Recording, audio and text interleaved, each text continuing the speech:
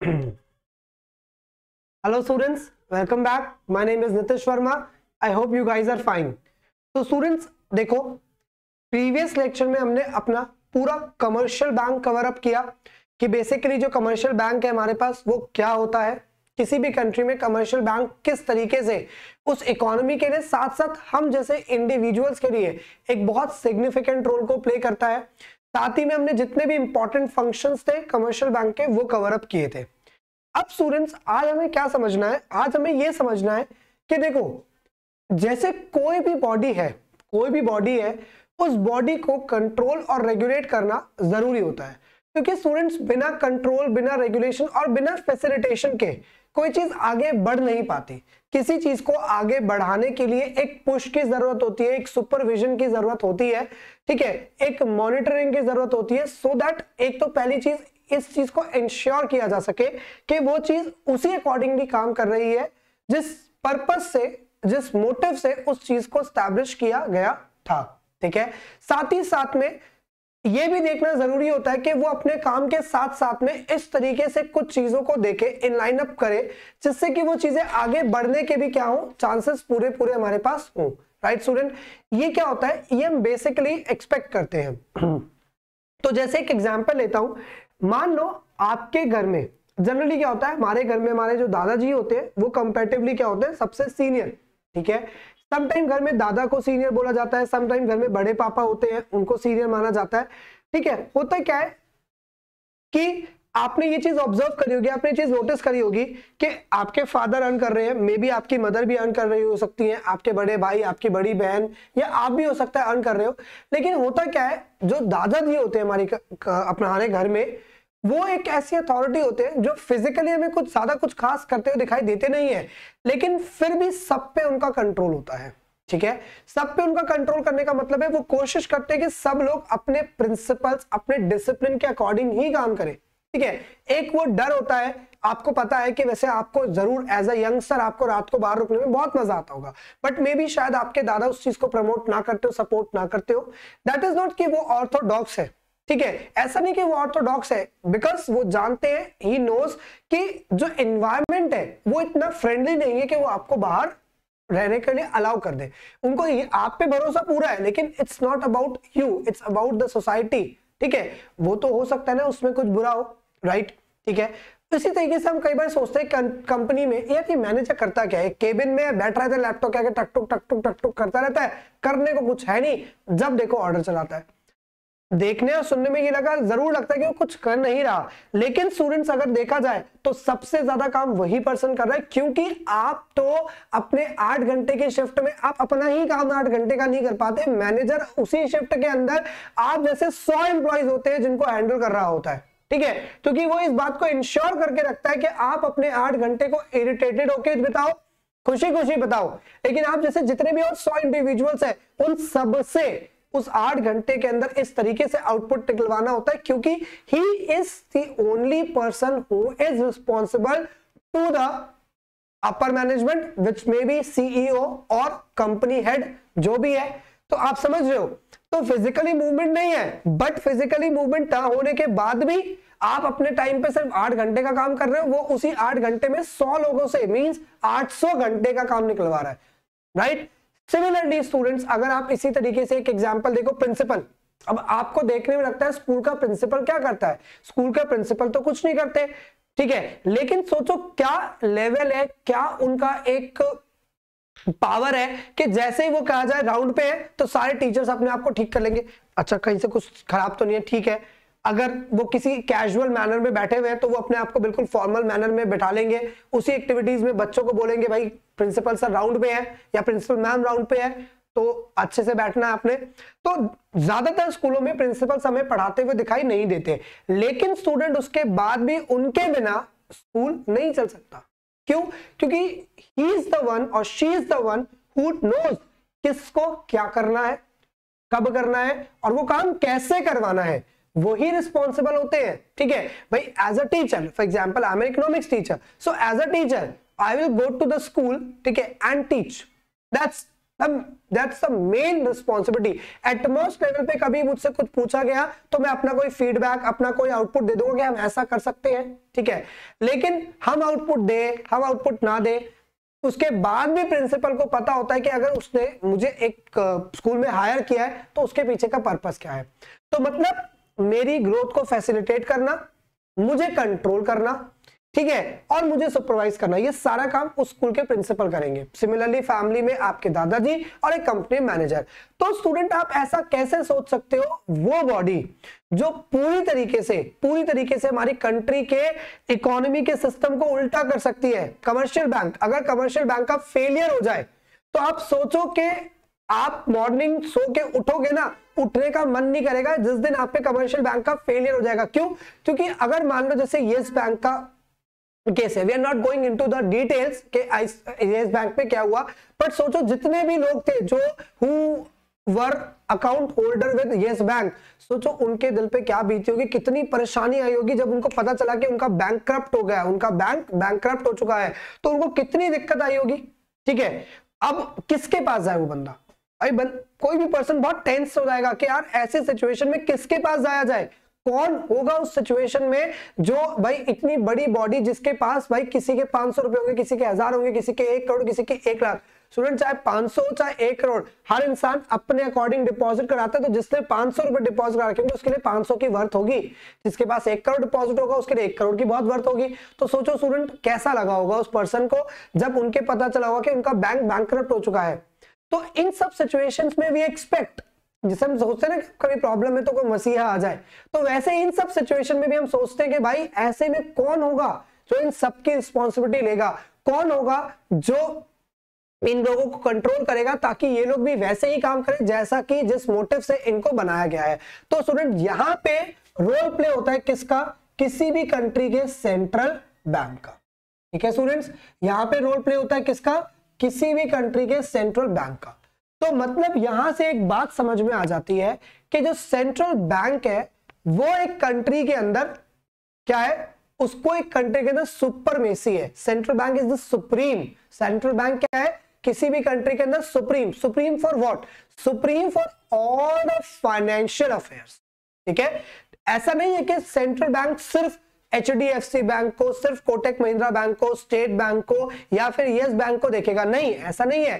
Central bank जो establish होता है किसी कंट्री के अंदर, वो उस कंट्री के अंदर चाहे बैंकिंग इंस्टीट्यूशन हो, चाहे नॉन बैंकिंग फाइनेंशियल कॉर्पोरेशन मतलब नॉन बैंकिंग इंस्टीट्यूशन हो, हर एक वो बॉडी, वो इंस्टीट्यूशन जो फाइनेंशियल रिलेटेड एक्टिविटीज करता है उसकी रिस्पॉन्सिबिलिटी लेता है। कौन, उस कंट्री का सेंट्रल बैंक। कौन, उस कंट्री का सेंट्रल बैंक। समझे स्टूडेंट, ठीक है। तो मतलब on the basis of our discussion we can easily define that central bank क्या है, we can easily define it is an apex banking institution. It is an apex banking institution that controls and regulates the entire banking या फिर financial system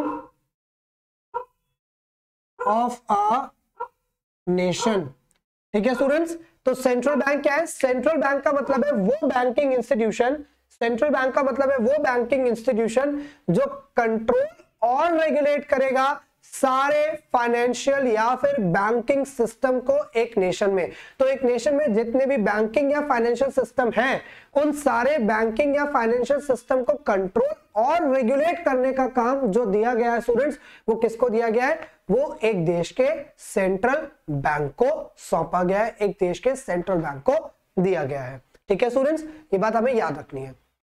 अब students अलग अलग country के अंदर central bank जो है अलग अलग बॉडीज के थ्रू फॉर्म किया जाता है, राइट। जैसे कि अगर हम इंडिया के कॉन्टेक्स्ट में बात करें तो इन इंडिया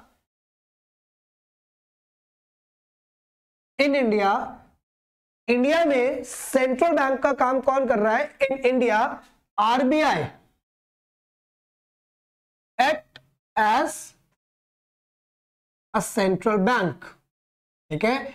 इंडिया में सेंट्रल बैंक के तौर पे कौन काम करता है? RBI. Students, what is RBI? Abbreviated for reserve bank of India. RBI किसके एब्रिविएटेड किया जाता है? Reserve bank of India. Similarly students, अगर हम बात करते हैं इन यूके, तो यूके में कौन है? यूके में बैंक ऑफ इंग्लैंड। तो यूके में बैंक ऑफ इंग्लैंड के तौर पे जो फंक्शनिंग है सेंट्रल बैंक के तौर पे, सेंट्रल बैंक का फंक्शनिंग यूके में कौन कर रहा है? यूके में कर रहा है बैंक ऑफ इंग्लैंड। सिमिलरली अगर हम बात करें इन यूएसए, तो in USA student central bank का जो भी काम है, जैसा भी काम है, वो कौन करता है? वो करता है फेडरल रिजर्व सिस्टम, ठीक है। तो इस हिसाब से स्टूडेंट हर एक देश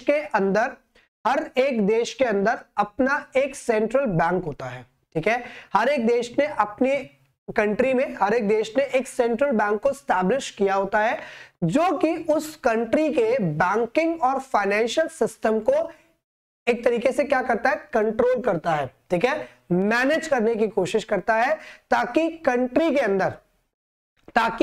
के अंदर फाइनेंशियल रिलेटेड कोई भी क्राइसिस कभी भी ना आए, लोगों का बैंकिंग स्ट्रक्चर से, बैंकिंग सिस्टम पे भरोसा बना रहे। अब आपको पता ना यस बैंक के केस में क्या हुआ, उसको आरबीआई ने टेक ओवर कर लिया, क्योंकि अगर ऐसा ना होता स्टूडेंट्स, हम लोगों में, हम इंडिविजुअल्स में एक इनसिक्योरिटी हो जाती कि जैसा यस बैंक के साथ हुआ, क्या होगा कल को एचडीएफसी के साथ हुआ, क्या होगा कल को कोटक के साथ हुआ।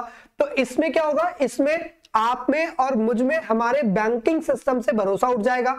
जब हमारे बैंकिंग सिस्टम से भरोसा उठ गया स्टूडेंट, अगर एक देश का बैंक फेलियर हो जाए तो आप ये मानो वो देश डूब गया। अगर एक देश का बैंकिंग सिस्टम फेलियर चला जाए तो वो देश डूब गया। क्योंकि यार आपने एक बहुत बेसिक सी भाषा में एक बहुत छोटी सी चीज पढ़ी कि सर कमर्शियल बैंक ही वो होता है जिसकी वजह से जो इकोनॉमी की साइकिल है वो चल पा रही है। क्योंकि मेरे पास पैसा है, ठीक है, ये पैसा मिस्टर अंबानी को चाहिए इन्वेस्ट करने के लिए, but I am not going to directly lend money to him, because वो मेरे लिए अननोन है। अगर उन्होंने इन्वेस्ट कर दिया, मान लो कोई बॉन्ड पेपर साइन भी कर दिया है, स्टूडेंट इतना टाइम है क्या मैं अपने रेगुलर काम को छोड़ के कोर्ट में धक्के खाऊंगा? जी इन्होंने मेरे साथ फ्रॉड किया, पैसे लेकर के देखो ये रहा डॉक्यूमेंट, फिर हियरिंग, ये सब कोई नहीं चाहता ना। अब हमें पता है मैंने तो बैंक को दिया है, तो बैंक को दिया है तो बैंक की जिम्मेदारी है। अब कोई कितने भी करोड़ का घोटाला कर दे, बैंक से मैं बोलूंगा मेरे अकाउंट में 1 करोड़ है, आपका लॉस हुआ है वो आप देखोगे, मैंने अपना 1 करोड़ दिया था, मुझे मेरा 1 करोड़ वापस कर दो। अब इस बैंक के ऊपर मुझे इतना भरोसा क्यों है? क्योंकि मुझे पता है कि इस बैंक को बैकअप करने के लिए कौन बैठा है? उस कंट्री का सेंट्रल बैंक बैठा है, कि कल को इसमें कोई भी फेलियर आता है, कोई भी फ्रॉडलेंट आता है, तो मुझे पैनिक तो होगा, बिल्कुल होगा, डर तो सबको लगता है, क्योंकि पता नहीं होगा ना फिर आगे का डिसीजन जो हमारा सेंट्रल बैंक है वो कैसे लेगा। बट एक भरोसा होता है यहाँ पे कि यार कोई दिक्कत नहीं है, कुछ भी होगा तो central bank will take care of this, central bank इस चीज को मैनेज कर देगा, वो सब चीजें ठीक कर देगा। ये हमारे पास क्या होता है? ये हमारे पास एक भरोसा होता है। तो किसी भी देश का सेंट्रल बैंक इस चीज के लिए सबसे ज्यादा क्या होता है? रिस्पॉन्सिबल होता है, सबसे ज्यादा उसकी रिस्पॉन्सिबिलिटी इसी चीज के टुवर्ड्स बनती है। तो स्टूडेंट सेंट्रल बैंक, ये बात समझ में आई। अब जो होता है वो होता है कि सेंट्रल बैंक के बहुत सारे फंक्शंस होते हैं, ठीक है, लेकिन स्टूडेंट्स आपने एक बात समझनी है, क्योंकि अब आप एक बात समझो, यूके एक डेवलप्ड देश है, यूएसए एक डेवलप्ड देश है, इंडिया एक डेवलपिंग नेशन है, और भूटान और बांग्लादेश एक अंडर डेवलप्ड देश है। तो स्टूडेंट तीनों देशों में सेंट्रल बैंक का जो काम होगा वो तो सेम ही होगा, ठीक है, सेंट्रल बैंक स्टैब्लिश तो इसी मोटिव से किया गया होगा, लेकिन based on their economic condition and economic scenario हो सकता है कि कुछ ऐसे फंक्शंस हो, कुछ ऐसे एक्शंस हो जो कि क्या हो जाएंगे, जो कि स्पॉन्टेनियस हो, जो कि क्या होंगे, जो कि स्पॉन्टेनियस होंगे। तो इसलिए वैसे तो सेंट्रल बैंक जितने भी देशों में होंगे सबके फंक्शन मेजर जो है वो सेम है, वो भी हम पढ़ने वाले हैं। बट हाँ जी, जरूर पॉसिबिलिटी है कि देयर आर चांसेस के उनके functions time to time situations में कुछ हद तक कुछ फंक्शन वेरी कर भी जाए, जो हो सकता है हमने शायद इंडिया में ना देखा हो बट हमें यूके में देखने को मिल जाए। इसकी एक वजह और है, वो वजह क्या है, पहले वो देख लेते हैं, फिर हम बात करेंगे इन डिटेल के सेंट्रल बैंक के जो फंक्शंस है वो क्या है। ठीक है स्टूडेंट्स, देखो अब हमारी जो चर्चा है वो इंडियन इकोनॉमी के कॉन्टेक्स्ट में है। तो इंडियन इकोनॉमी के कॉन्टेक्स्ट में अगर मैं बात करता हूं तो हमारी कंट्री के कॉन्टेक्स्ट में एज अ सेंट्रल बैंक कौन रोल प्ले कर रहा है, आरबीआई। आरबीआई एक सेंट्रल बैंक के तौर पे हमारी कंट्री में एक रोल को प्ले करता है। ठीक है, बात ये आती है, हमने बोला हुआ है, आप कभी सुनोगे और आप कभी पढ़ोगे तो you will definitely study students that RBI is an autonomous